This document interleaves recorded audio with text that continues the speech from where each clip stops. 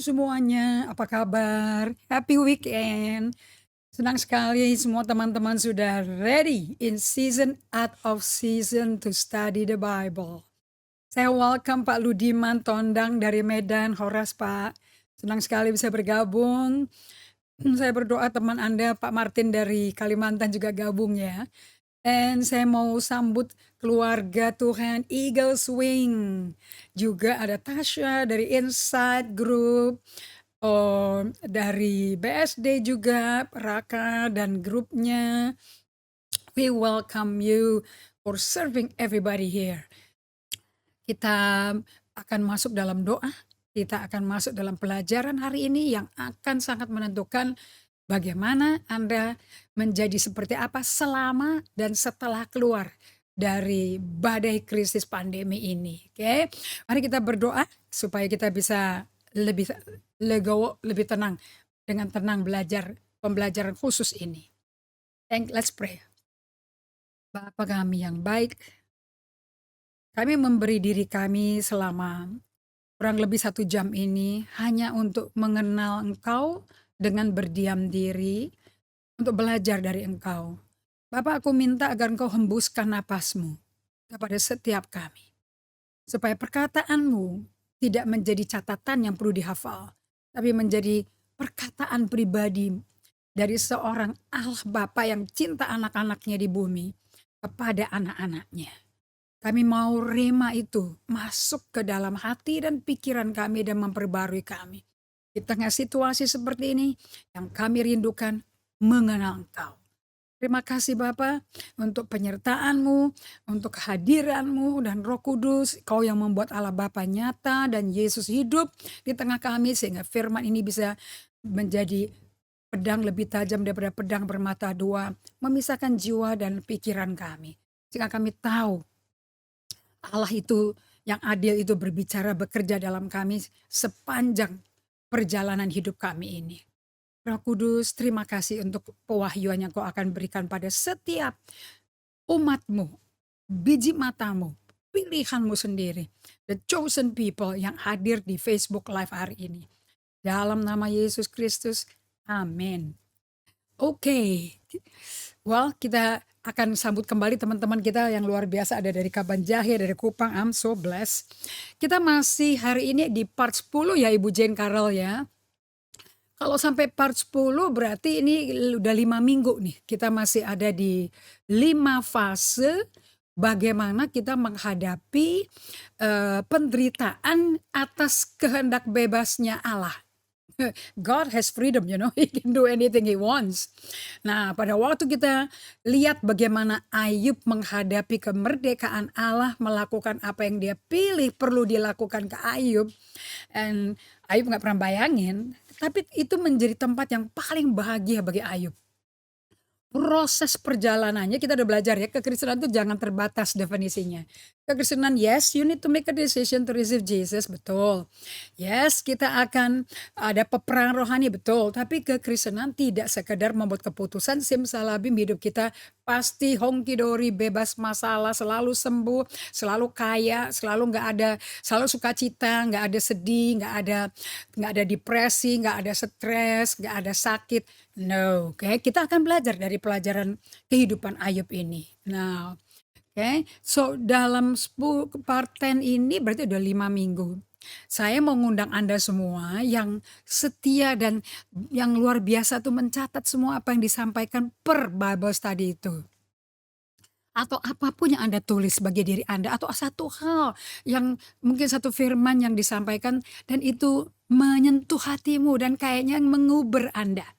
Karena saya tahu di musim seperti ini Allah kita tuh memburu kita. Karena kekristenan itu bukan sekedar kita memburu Tuhan, tapi Allah juga memburu kita. Anda baca deh dari Kejadian Wahyu, nggak pernah kok umatnya ditinggal.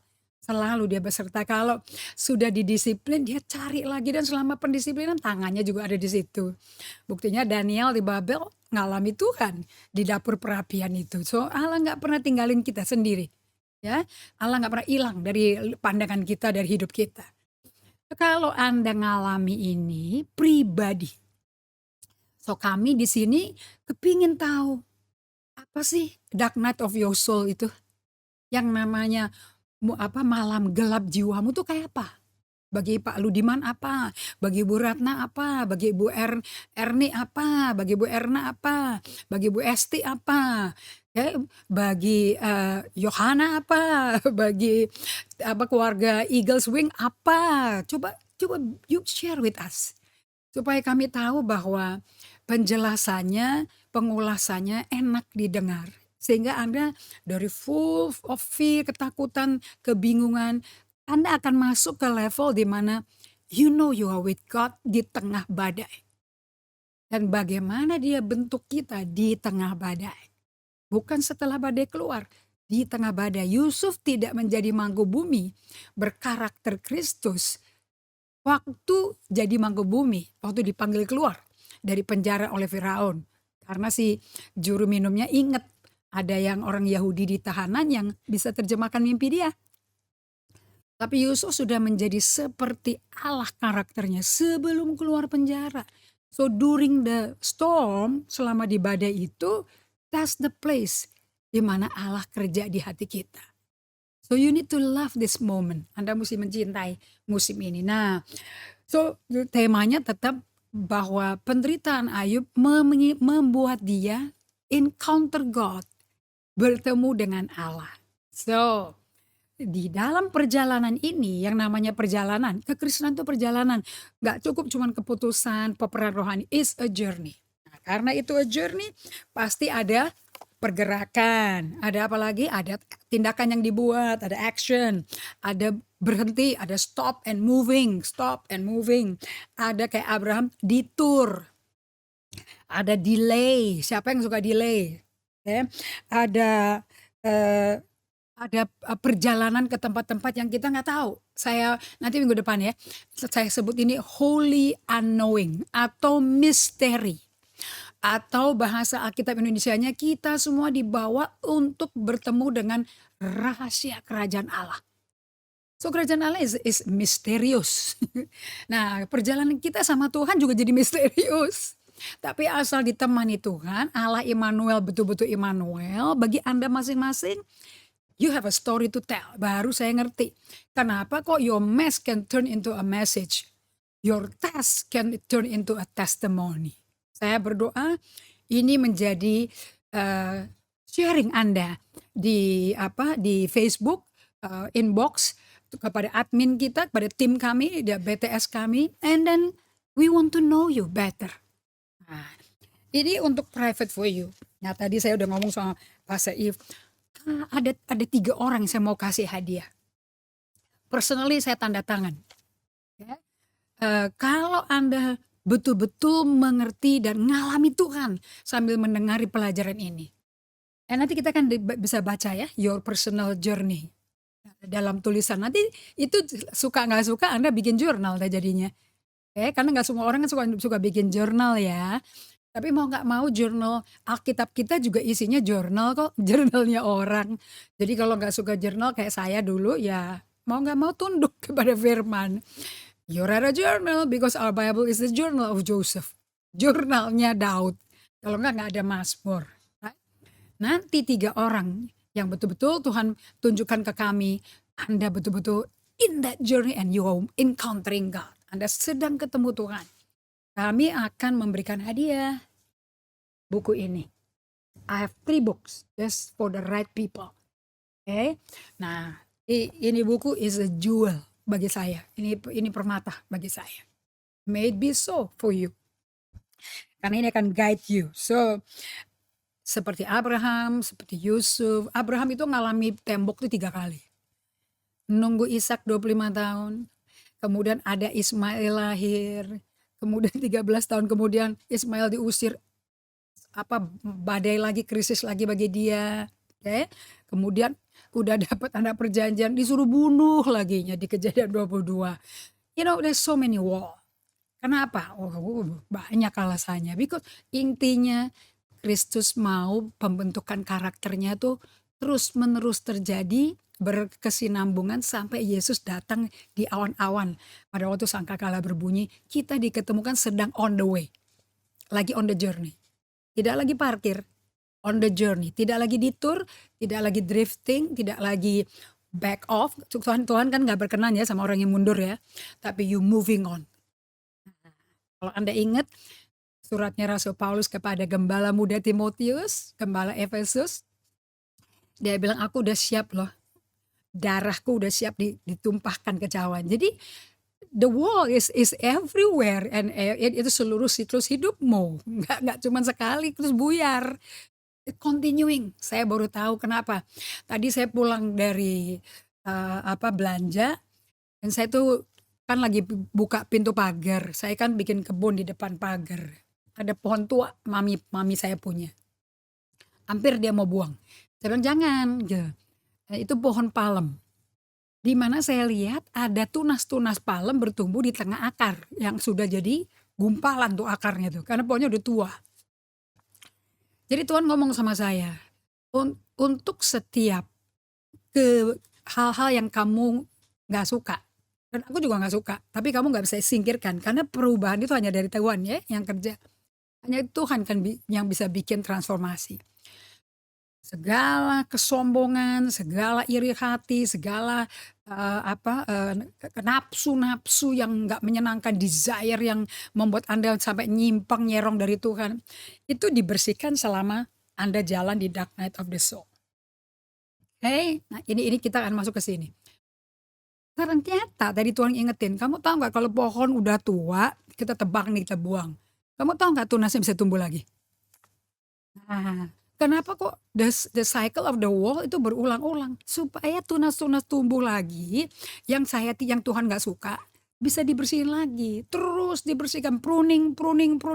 Tanamannya juga mesti dipotong terus supaya berbunga, berbuah terus. Tanamannya liar yang kita nggak mau tumbuh juga disingkirin. Tanahnya dibersihin, tanamannya juga di pruning. Oke, maka because we are the garden of our soul, of our heart. Yang itu diingat. So kita masuk ke fase 2 hari ini.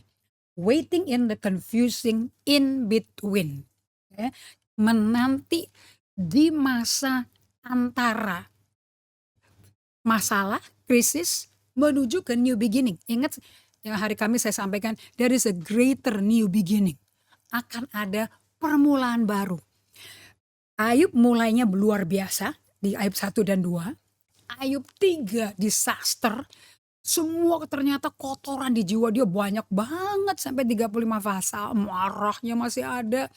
Nggak terima sama Tuhan, naik banding sama Tuhan. Dia nggak tahu yang namanya, belum tahu. Ternyata saya belajar dari kitab Ayub itu dan Mazmur dan kitab ratapannya Yeremia. Berserah itu suatu proses pembelajaran. Waktu kita terima Yesus gampang banget. Aku berserah, nyanyinya enak. Berserahnya to rest. Kalau orang berserah itu resting. Berhenti kalau Ibrani 4 ngomongnya dalam perhentian. Masih ada perhentian. Perhentian itu bahasa Inggrisnya rest. You stop doing any work. Gak usah performance oriented. Gak usah achievement oriented. Can you trust God to work through you? Allah lah yang bekerja dalam kita menurut kehendaknya dan pekerjaan kerelaan dia. So we do what he wants us to do. Kita melakukan apa yang dia mau kita lakukan. Bukan apa yang kita lakukan atas nama Tuhan. Suruh dia berkati. Itu kebalik. Dulu saya kayak begitu. So ini menanti di masa yang membingungkan. Antara kekacauan, badai. Sampai nanti ujungnya kayak apa. Finish line-nya. So di sini kita akan kelihatan apakah kita membuat keputusan-keputusan yang benar apa enggak. Kan saya bagikan, kita mau tahu cara menanti Tuhan tuh gimana sih. Sampai ini semua badai kelar gini loh. Okay. Di Mazmur 37 ayat 7 saya pelajari bahwa Daud selalu mengajak kita untuk menanti Tuhan. Berarti kita disuruh diem. Padahal saya nggak tahu mengenai Anda, tapi kalau saya itu selalu ada kayak masih ada suara kayak kapan dia kelarnya ya. Ini bisa selesai kapan ya. Aduh, kita mesti berbuat sesuatu loh. Kita mesti berbuat sesuatu. Anda kayak gitu nggak seperti saya? Nah, saya itu masih ada. Daud, jadi buat kata berdiam dirilah di hadapan Tuhan dan nantikanlah dia, ini radical decision loh. Ini buat orang seperti saya suatu keputusan radikal. Dari must do something. Dari lari, mesti ngapain. Terus bertanya, ini mau gini-gini ini mau berapa lama ya? kayak diombang-ambing di laut gini mau berapa lama ya ini si Covid ya. Kita mesti berbuat sesuatu yuk, kita berbuat sesuatu yuk. Nah, oke. Kalau masih ada pikiran seperti itu, ego kita, kehendak bebas kita, dan Tuhan kasih kita, kok kita bisa kayak gitu, kenapa? Karena kita diciptakan Tuhan dengan kehendak bebas. We have free will. Kita bukan robot. Makanya berserah itu is an action yang betul-betul karena kesadaran. And karena rendah hati. Kenapa? Sebab untuk berdiam diri di hadapan Tuhan ini kan undangan ya. Ini undangan nggak natural. Ini nggak ada di dalam saya. I don't know about you. Apakah ini natural in you? I think it's not also ya. Nggak juga. Karena setelah itu kalimatnya kalimat yang cocok sama saya.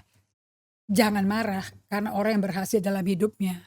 Kalau ada orang ikut kena bencana tapi nggak nyari Tuhan, nggak 5S, nggak solitude, nggak silence, stillness, nggak berdiam diri itu stillness tuh ya. Kok bisa tambah makmur aja tuh ya. Kita yang ikut Tuhan kok kayaknya empot-empotan hidupnya. Karena orang yang melakukan tipu daya, tapi dia berhasilnya karena tipu daya. Kalau kita disuruh menanti Tuhan, biar Tuhan yang kerja supaya Tuhan get the glory. Kalau orang berhasil pakai tipu daya, ya dia yang dapat glory. Tapi Tuhannya nggak ada urusan. Anda pilih yang mana? Pilihan kita bisa sesuai firman, tapi berat, saudara, berat. Bagaimana dengan Anda? Berat nggak? Mazmur 27 ayat 14. Nantikanlah Tuhan, pakai tanda seru. Jadi suara saya mesti naik dikit nih. Kuatkanlah dan teguhkan hatimu. Jadi saya nggak mungkin punya iman yang kuat. Saya nggak mungkin punya iman yang teguh kalau saya tidak menantikan Tuhan. Oke, so jadi pada waktu kita menantikan tuh kita ngapain? Mainan video, browsing, nonton film terus kayak killing time gitu ya, killing time. If you want to kill your time, tau nggak ada istilah killing time itu sibukin diri supaya karena nggak tahu mesti ngapain. Jadi nyibuk-nyibukin diri, apa ya diisengin, apa ya dilakukan, killing time. It will kill you slowly. Nah, makanya ada lagu Killing Me Slowly, Killing Me Softly. Okay.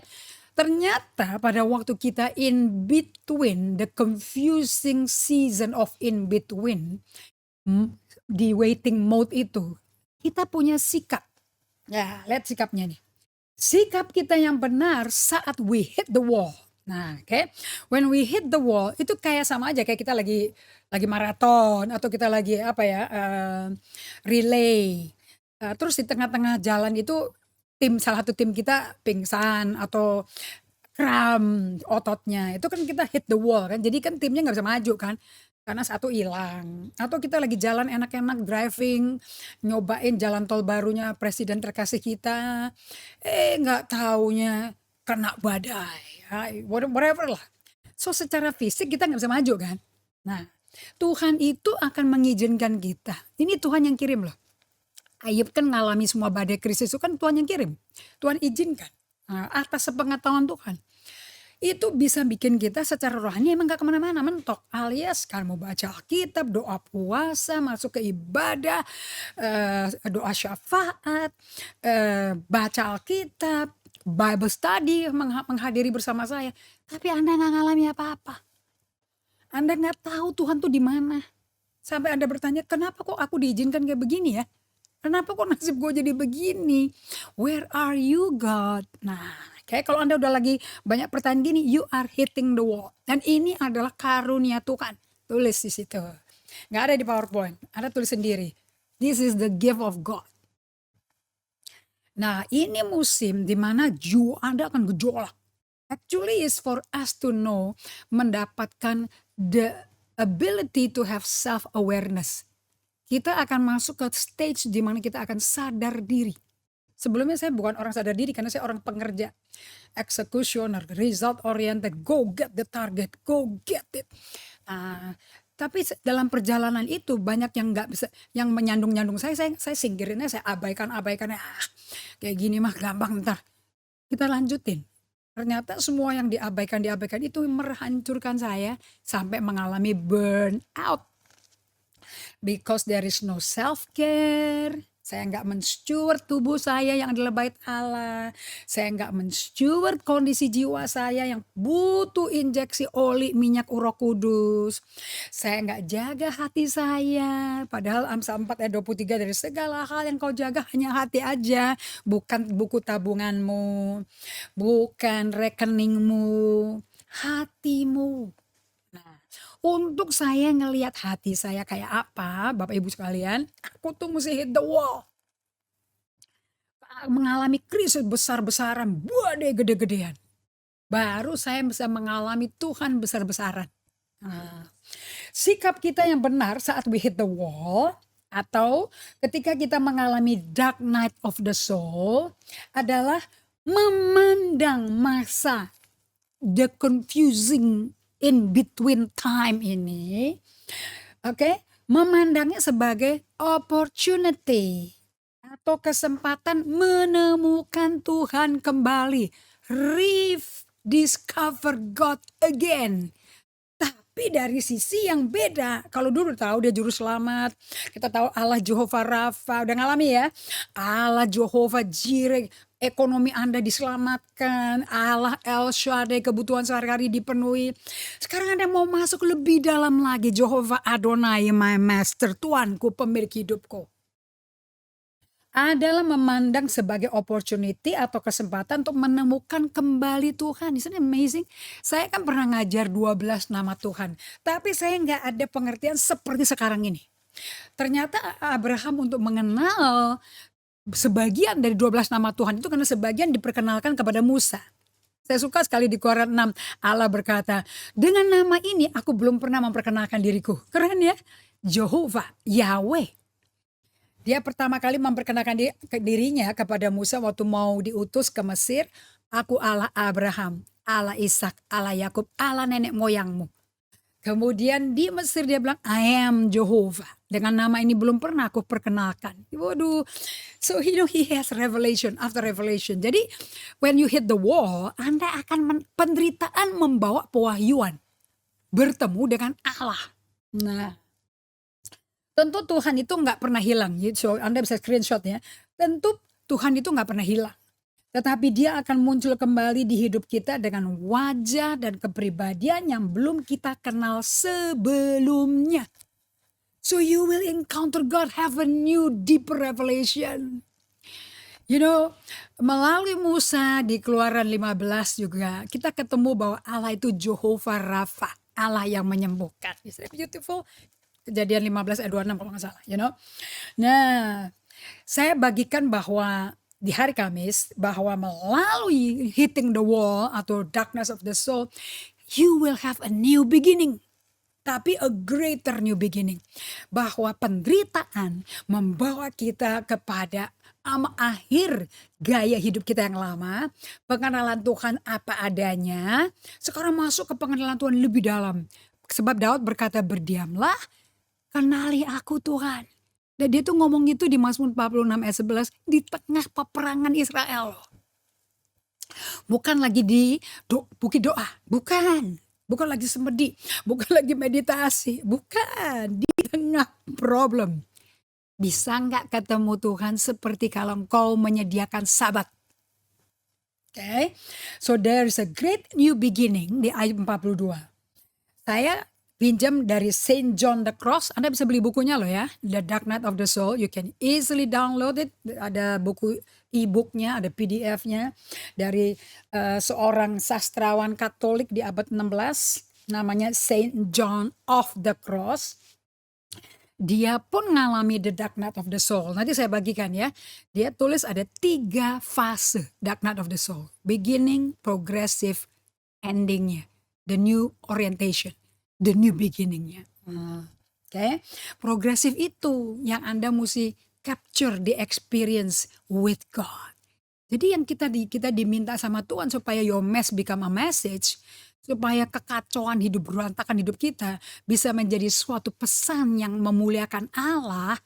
Anda tuh disuruh nangkep pengalaman-pengalaman dengan Tuhannya di perjalanan. Kalau bukan perjalanan gak nangkep apa-apa. You don't have experience.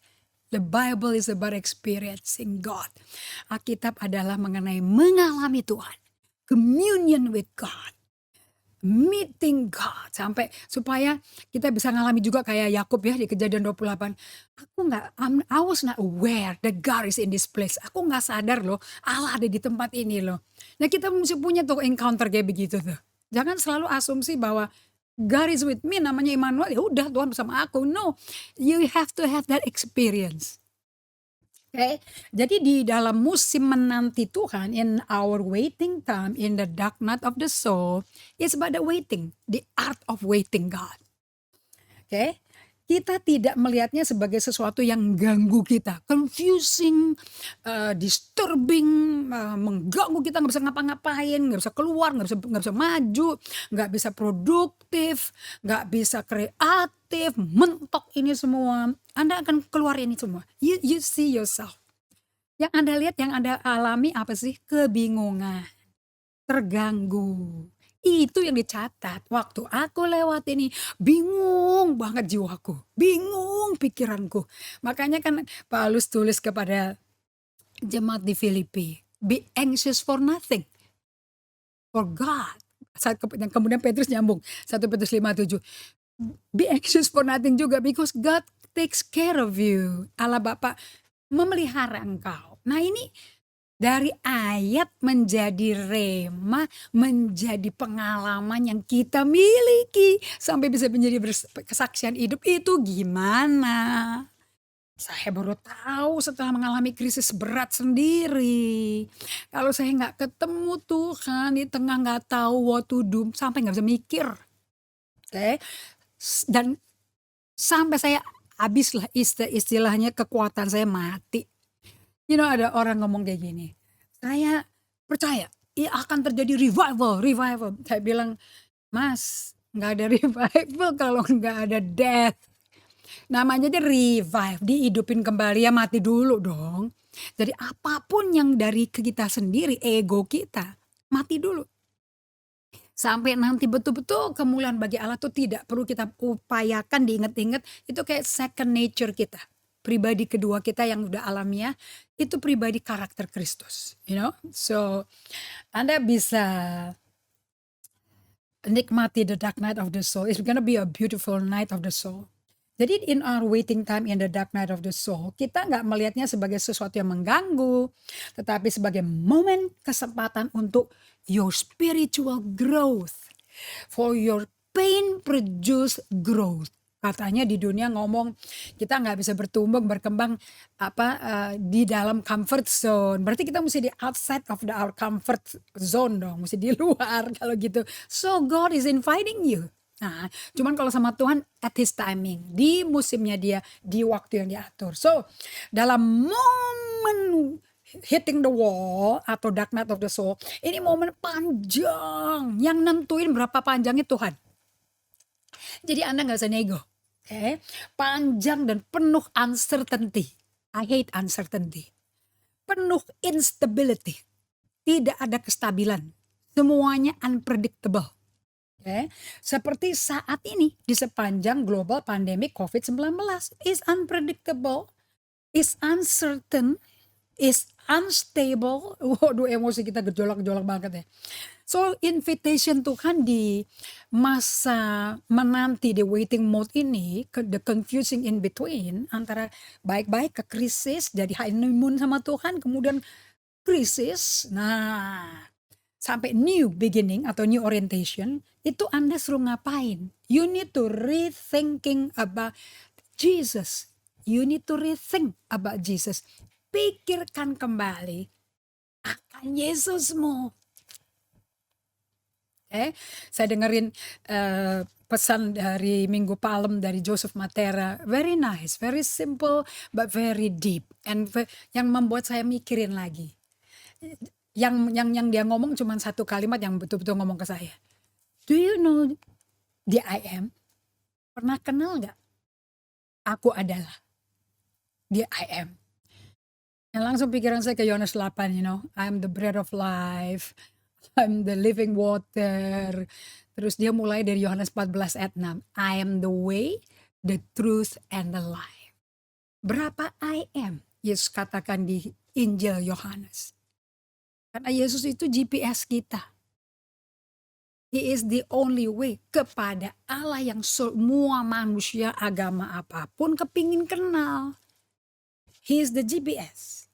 Makanya kalau kenal I am, saya baru ngerti kenapa Paulus berkata, biarlah kita dipenuhi dengan pengenalan akan kepenuhan Kristus yang adalah the embodiment of God the Father and the Holy Spirit. Itu bahasa Inggrisnya lebih enak untuk ngomongnya. So, this is the time di mana kita kembali mengunjungi Yesus. Apakah dia tetap masih GPS kita apa bukan? Atau kita udah drifting? Atau kita udah kebawa arus dunia yang penuh panik, penuh tekanan, penuh perjuangan here and there, atau we want to rest in the presence of God and berdiam dan menanti dia. I don't know about you. Aku pilih jalan yang Ayub pilih. Secara alkitabiah memproses hitting the wall dengan cara memproses perasaan-perasaan dia. And knowing God, mengenal Tuhan dari perasaan dia. Nah, yuk kita rethink about Jesus and start to diligently seeking our Lord Jesus. Langsung saya mikir mengenai Ibrani 11 ayat 6. Ingat kan ya? Barang siapa mencari Tuhan dia harus sungguh-sungguh. Yuk saya buka deh Ibrani 11 ayat 6. Dan saya baru tahu bahwa Ibrani 11 ayat 6 itu sambungannya dari kehidupannya si Henok. Ibrani 11 ayat 5. Nah, kenapa kok bisa ada kata-kata ini? Saya baru tahu ternyata referensinya Henok. Tetapi tanpa iman tidak mungkin orang berkenan kepada Allah. Dia harus percaya bahwa Allah ada. Di tengah-tengah pandemi krisis ini, do you still believe God exists? God is alive and well. God is not gone. God does not disappear. Allah nggak hilang, man. Okay? Sebab dia barang siapa berpaling kepada Allah, dia harus percaya bahwa Allah ada dan bahwa Allah memberi upah kepada setiap orang yang sungguh-sungguh cari dia. There's no better moment to seek God than now. Nah, lihat ayat 5. Siapa sih yang punya iman? Karena iman Henok terangkat supaya kita tidak mengalami kematian. Dan tidak diketemukan dia. Karena Allah telah mengangkat dia. Sebab sebelum dia terangkat, Henok memperoleh kesaksian bahwa ia berkenan pada Allah. Kemudian ayat 6-nya menjelaskan, untuk berkenan pada Allah, Anda mesti punya iman. Bagaimana iman orang yang betul-betul murni? Itu orang yang sungguh-sungguh nyari Tuhan. Kalau percaya pada Allah, berbalik pada Allah dan sungguh-sungguh cari dia, nanti dapat upah. Nah, itu termasuk di musim yang gak enak. Kalau lagi enak-enak, gampang percaya Tuhan. Tapi kalau lagi gak enak bener-beneran, you know. So, Allah memberi upah. So, kita ngelihatnya Ibu Jane Carroll ya, kita ngelihat upahnya aja supaya encourage us di tengah-tengah holy unknowing, di tengah-tengah misteri, rahasia, musim rahasia. Kalau saya ngomong holy ground, karena Musa kepingin kenal, kepingin menyelidiki, memeriksa tuh apa tuh namanya tuh semak berapi, tapi nggak boleh sama Allah. Malah Allah perkenalkan dirinya, I am the God of Abraham, Isaac, and Jacob. Copot sepatumu, this is a holy ground. Ini tempat yang hanya Tuhan bisa tahu. You just believe it. Dan tidak usah korek-korek the mystery of God. Kata rahasia itu penting di Alkitab. Nah, ini suatu momen kesempatan akan hilang loh kalau Anda kepahitan sama Tuhan. Kalau Anda kecewa sama Tuhan, you will be bitter. Nah, saya dengar waktu itu Pastor Evelyn sudah bagikan bahwa selama di krisis ini, Anda akan end up akhirnya bitter or better. So, saya bagikan kepada Anda, how not to be bitter, but to be better. Ibrani 11 ayat 6 jawabannya. Oke. Dan bahwa di musim seperti ini kita akan bisa, walaupun semuanya gelap, sepertinya kita nggak bisa jalan keluar. Bahkan kita bertanya sama Tuhan, di mana ekonomi parah kondisinya, kesehatan terancam, kita udah bayar perpuluhan, kita persembahkan buah sulung, mana ya? Kayaknya belalang pelahap nyaplokin kita semua nih, bagaimana kok diizinkan sih, katanya kita dibebaskan. Anda yang selama ini sukanya dapat berekat, kok sekarang kok banyaknya masalah, penyakit, kematian, ekonomi drop, resesi, kok apa yang kita nggak suka, dan bagusnya musim kayak gini tuh nggak bagusnya kalau Anda telaten pelan-pelan. Anda tahu nggak? terlepas dari agama apa Anda, mau dari ateis, agnostik, dan agama apapun, nggak ada satupun loh yang terkecuali, semuanya di tengah badai loh. Right? Nah, so kalau Anda ngalami masalah keluarga, hubungan yang terancam, keuangan, kesehatan, kehampaan hidup, kekecewaan, kekosongan hati, yang bikin Anda benar-benar terpojok, terpojok, hancur-hancuran lah, Anda juga nggak tahu what to do, nggak bisa mikir, udah kayak saya gitu, nggak tahu mesti mikir apa, mesti pinjam otaknya orang.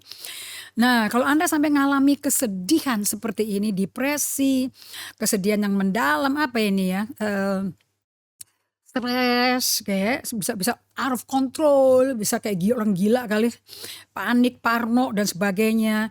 Ini bisa apa yang nggak ada di Anda, yang Anda nggak tahu ada di Anda, bisa keluar loh semuanya. Jadi bagus kan kita jadi lihat di dalam kita masih dalam relung-relung gunung es di bawah permukaan hidup kita ada apa aja ya. Capcainya masih banyak nggak tuh situ. Oke.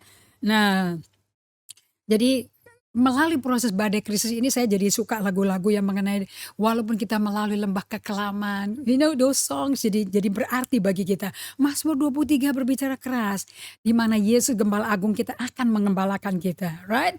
So, ini Dark Night of the Soul adalah musim yang Anda nggak boleh sama sekali hilang. This is the best moment of your life.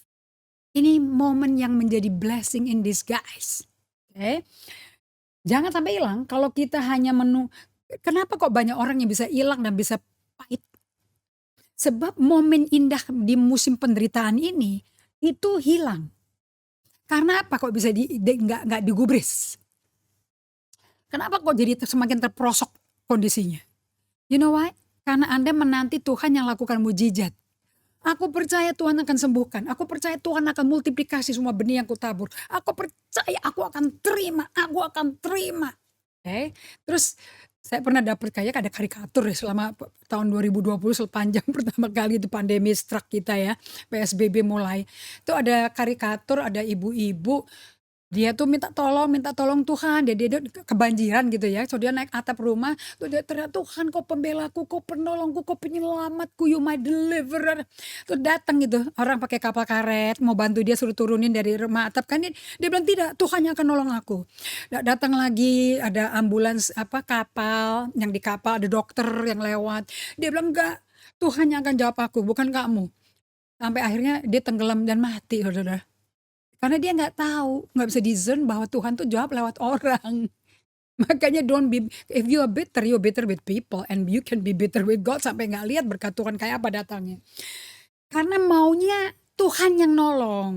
Dan ini masalah hanya bisa Tuhan yang nolong. Dan harus dari surga langsung cung gitu loh. Kalau kita, dan yang kedua, kita mau masalah ini berlalu. Okay? Kalau sampai masalah itu bisa berlalu, pasti deh. Aku tahu aku benar sama Tuhan. Jadi bener-benerin diri. Alias juga agamawi. Tapi ternyata Tuhan gak mau kita nunggu masalah berlalu tuh. Tuhan minta kita di Matius 7 ayat 7 dan 8, Lukas 9 ayat 10. Dia ajarin apa? Karena setiap orang yang meminta akan menerima. Setiap orang yang mencari akan mendapat. Setiap orang yang ketok pintu, baginya pintu akan dibukakan. So Tuhan di musim PSBB ini, atau in your country, maybe di Amerika, di Swiss atau di Eropa, di Belanda, ini adalah musim country lockdown. Mari kita secara proaktif, secara aktif kita kembali mencari Tuhan Yesus. Rethink about Jesus. Start seeking Jesus again. Diligently seek Jesus. Right? Kita tidak hanya menunggu dicari Yesus. Kita nggak nunggu manggil kita. Tapi kita proaktif nyari dia. Because God selalu nyari kita. Tapi kita mau proaktif meminta, mencari, mengetuk. Bukan pasif diam-diam saja. So saya bisa katakan kepada Anda semua bahwa hari ini adalah hari kairosnya Tuhan. This is the kairos moment. Atau bahasa Inggrisnya the opportune moment. Okay? Kita manfaatkan dong Dark Night of the Soul. Dimanfaatkan supaya kita diberdayakan Tuhan. untuk mengenal Dia dalam tahap selanjutnya. Bukan tahap lahir baru, bukan tahap pas pelepasan, bukan tahap pas baptisan Roh Kudus. Sekalipun kita akan menuju perayaan Pantekosta, ya, the Feast of the Weeks namanya. Dan kita akan mendapatkan pertumbuhan rohani yang kita nantikan. Jadi Anda yang suka ngomel-ngomel tuh, aku keluar dari gereja ini, dari gereja aku, karena gue gak dapet apa-apa. Anda bisa identify yourself gak? Nggak dapet apa-apanya itu memang Tuhan kasih karunia nggak dapet apa-apa. The moment of nggak dapet apa-apa, you may be hitting the wall. Mungkin Anda sedang di dark night of the soul. And udah gitu muter keliling jadi GKJ aja deh, gereja Kristen jalan-jalan ya. Nggak dapet apa-apa juga. Ujung-ujungnya balik lagi. Ini kalau lagi GKJJ itu semua gereja yang pernah dikunjungi ada kontak-kontak, dikontakin semua tuh. Anda tetap confused, tetap bingung, Sebab ini musim yang jangan sampai hilang. Ini musim yang dimana Anda mesti betul-betul discern bahwa ini Anda mesti cari Tuhan, dan ini musim jangan hilang. Maksudnya jangan hilang tuh gini, jangan disia-siakan lah. Jangan dimasa bodohkan, jangan dicuekin. Oke. Ini musim enggak kita pasif nungguin Tuhan kerja. Enggak, aku percaya Tuhan akan sediakan. Aku pasti Tuhan akan sembuhkan aku. No. Ini masa dimana kita akan dancing with God. Kita akan partner sama Tuhan. Kita akan proaktif mencari Tuhan. Ibrani 11 ayat 6 menjadi praktek hidup Anda. Ini adalah momen dimana Anda keluar dari kenyamanan hidup beragama. Get out of your religious zone. Your religious comfort zone. Pokoknya datang hari ibadah seminggu sekali, bayar perpuluhan, bantu orang miskin, nyumbang gereja biar dengan pikiran di belakang nanti biar aku tuai, Anda minta di doa. Ini biasanya di musim dark night of the soul Anda tuh sibuk dengan gembala Anda. Anda akan semakin dekat sama gembala Anda. Kenapa? Doakan aku. Gembala akan doakan, nggak mungkin nggak didoakan. Satu gereja doain Anda malah. Di sini musim di mana Anda akan nyanyi, orang-orang akan menguatkan Anda dengan ratapan hanya untuk semalam karena besok pagi akan Tuhan ubah jadi tarian. All this kind of thing akan keluar. Teman-teman Anda akan mungkin mempertanyakan Anda, mungkin ada kerasukan setan kali kamu, kayak teman-temannya Ayub, ada dosa apa sih yang lu sembunyiin, kok nggak kelar-kelar sih problem kamu. Semua mambo jambo informasi kayak gini akan datang kepada Anda. So saya mau Anda pakai momen dari dark night of the soul ini sebagai momen of your out of the box, out of your religious comfort zone. Supaya nggak bosan. Pernah nggak Anda rasanya stagnasi, mentok, bosan, gini-gini aja? Pernah nggak ada kejenuhan kayak gitu? Nah, let's remember. Ingat aja pelajaran hari ini. Atau selama 5 minggu ini. Coba didengerin ulang. Siapa tahu aku lagi nabrak tembok yang Tuhan taruh secara spiritual. Siapa tahu saya lagi di dark night of the soul. Saya lagi di bagian gelap dari jiwaku. Kita akan menemukan bahwa kekecewaan kita pada Tuhan ternyata nggak ada alasan. We have no reason to be offended by God. Because this is opportunity untuk menemukan kembali Tuhan. You will discover Jesus. Ini saatnya kita menemukan sisi wajah Tuhan yang belum pernah kita kenal sebelumnya. Isn't that wonderful? Nanti Anda bisa ngomong kayak Ayub nih ya. Saya cuma kutip ayat 5-6. Bagusnya baca ayat 1-6. Hanya dari kata orang aja loh aku dengar tentang engkau. Selama ini udah kayak begitu. Tapi dia kenal Tuhannya karena kata orang. Nah, tapi sekarang mataku, my eyes have seen the Lord. Mataku sendiri memandang engkau. I see the glory of God. Kayak 2 Korintus 3 ayat 16-18. I turn to God with my whole heart and I see the Lord. Dan aku ditransformasi dari glory ke glory. Ini pengalamannya. Jadi orang bisa nubuat 2 Korintus 3:18. But kita lewati. Kita punya pengalaman. Bagaimana we are transformed. Oleh sebab itu kita akan aku akan cabut perkataanku dengan menyesal. Aku duduk dalam debu dan abu, aku nyesel. Yang dia sesali apa? Bukan boroknya dia loh, bukan anaknya meninggal 10 loh. Yang dia sesali apa? Salah ngomong. Perkataanku tuh debu, semuanya salah perkataanku.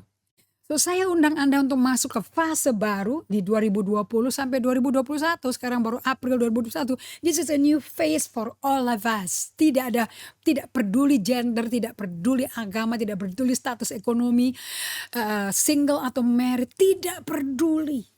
Kita semua sedang masuk fase baru. Kita akan, nih, if you want to be better, buahnya nanti semakin cinta Tuhan. Itu keteguran Wahyu 3 tuh. Wahyu 2 ya, kepada jemaat Efesus. Kamu telah meninggalkan kasih mula-mula ini. Pengalaman ini akan mengembalikan kita.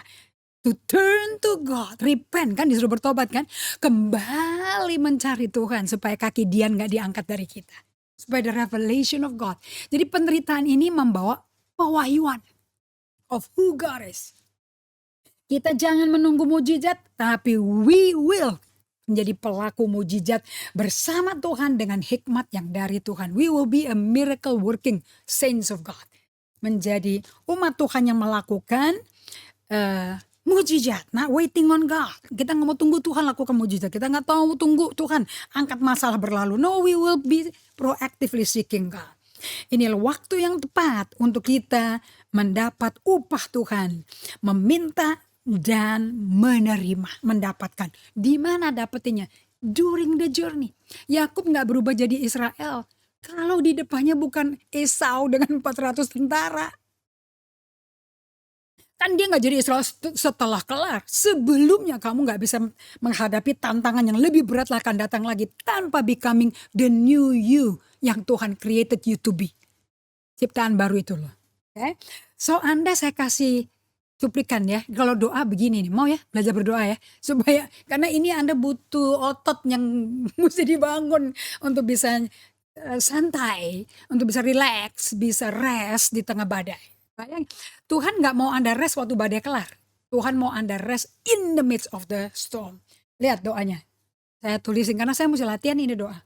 Tuhan, biarkan kami tumbuh lebih dewasa lagi. Ajar kami untuk melihat sisi wajah-Mu yang belum pernah kami lihat sebelumnya. Berikan pada kami keberanian untuk keluar dari kotak kenyamanan kita. Lord, I want to learn. Kami mau belajar dari luar lingkungan kita. Selama ini udah di dalam lingkungan udah biasa, udah ngerti, udah luas. Sekarang we want to be from outside the comfort zone, from outside the box. Okay? Di mana kami sudah akrab yang di lingkungan yang lama, sekarang mau keluar. Walaupun kami berbeda dari teman-teman kami, dan kita jadi sorotan orang, dipikir mau apa lagi nih orang ini. But you know, Lord give us courage. Yang Anda perlu minta adalah keberanian, courage, bukan brevity. Courage itu menghadapi ketakutan, kebingungan, tapi percaya Tuhan gak hilang, Tuhan beserta kita. Dan tantangan yang Anda mesti alami adalah belajar menanti Tuhan. Okay? Belajar menanti Tuhan di tengah waktu tantangan krisis yang panjang dan membingungkan. Kedua, ingat, sadar, saya menemukan ini. Saya nggak akan suka nih khotbah kayak gini kalau saya nggak nemuin, nggak sadar akan ini. Saya sadar kelemahan saya, my weakness. Saya suka mau pegang kendali hidup saya. I want to do something. Saya mau pegang kendali. Yang Tuhan mau di musim dark night of the soul, Dia pegang kendali, kita serahkan ke Dia. So Peter Scazzero ngomong kayak gini, this is the moment, ini adalah musim-musim di mana Ismail lahir. Kenapa kok Ismail bisa lahir? Because we took matters into our own hand. Abraham took matters into his own hand. The birth of Ismail happened. Sampai lahirlah Ismail. Bukan anak ini, bukan anak daging yang kita mau. Anak perjanjian yang Allah mau. So the birth of Ismail are common in both our churches and personal life. So Ayub menanti lama sekali saudara-saudara sambil dikutukin istrinya, orang dekatnya ninggalin dia. I invite you today, be free dari agamawi, be free from the old mindset, be free of knowing God just enough to get by. Let's start a new day dengan upah dari Tuhan and knowing God dengan fase baru. Amen. Kita doa. Oh Lord, kami menikmati perjalanan kami di tengah badai ini. Kegelapan yang kami gak tahu apa ini. Tapi kami perlu hanya melihat mercusuar itu. The beacon of our life, of our hope. Yesus terang dunia itu. Dia terang dunia. Dia is the light of the world. The hope of the world. Buat kami semua masuk dalam perjalanan kenal Engkau lebih dalam lagi dengan wajah yang baru. So kami bisa mengalami the new beginning of our life. Ciptaan baru itu akan menjadi realita. Bukan sebagai iman, janji iman, realita di tengah badai ini. Thank you Lord. Kami berikan hormat, pujian, kemuliaan kembali bagimu. For the best that is yet to come. Dalam nama Yesus. Amin. Oke, bagaimana Anda belajar hari ini? So, saya mengundang kembali pada semua teman-teman, oke. Di tengah-tengah ini coba Anda belajar seperti apa yang tadi saya bagikan ya. Di mana Anda kembali rethinking about Jesus. Di mana Anda diligent kembali, udah kendor belum semangatnya? Ototnya udah letoy-letoy enggak? Atau Anda mau push up lagi, mau angkat weight yang lebih besar lagi? Ya saya lihat keponakan saya, tuh shouldernya bidang banget tuh. Bicep, tricepnya mantap. Okay. Jadi saya bilang, wah luar biasa kalau berkembang itu otot. Coba lihat tuh lampu mati, bohlam putus. Sangat cocok dengan potongan badan kayak begitu. Memperbaiki semua lampu pedot di rumah. dari dulu ke dulu kalau disuruh suka sebel-sebel, sekarang ketawa jadinya. Okay. When we start thinking kembali about Jesus, kita punya spiritual muscle jadi terbangun. Makanya karakter kita seperti Kristus mulai muncul. Kita akan kita menjadi peacemaker. Matius 5 ayat 9. Itu Matius 5 ayat 3 sampai 9. Ini terjadinya di dark night of the soul. If you want to become the owner of the kingdom of God. Okay? So saya mengundang Anda semua, Pak Ludiman. Coba lalui ini dalam kehidupan Anda sehari-hari. Okay? Supaya nggak ada, apakah masih banyak keluhan negatif? Ngomel nggak apa-apa. Itu diterima, didengar. Nggak apa-apa. Itu normal, kita manusia kok. Dan Anda tulis. Dan bagaimana dari mengomel menjadi percaya sama Tuhan dalam kesabaran yang luar biasa. Karena satu hal yang saya pelajarin buat hari Kamis ya. Si Ayub itu karakternya jadi kayak Yusuf. Bahasa Inggrisnya meek, bahasa Indonesianya lemah lembut. Itu yang saya butuh. Kayak Petrus yang salah ngomong terus menjadi orang yang luar biasa kata-katanya. Lihat suratnya dia, halus bahasanya. Oke. Kalau Anda bisa membuat kesaksian ini, tapi mengenai perjalanan Anda sendiri loh ya, bukan ringkasan pelajaran saya. Pelajaran ini yang diterapkan kehidupan Anda. Saya sediakan 3 buku ini untuk Anda bisa mendapat hadiah. Dengan tanda tangan dari saya, Pas Evelyn ya. For you, with our personal message. Okay? Because you become a trophy of God. So thank you Jayadi dan Gandhi Palar untuk sudah bergabung, Ibu Diana, Pinkan Maramis, Pak Cliff. Jangan lupa kita menanti perjalanan hidup Anda sendiri melewati dark night of the soul. Dari Bible Study kita, kami mengucapkan terima kasih untuk kehadiran Anda. Kami menanti kesaksian Anda. God bless you.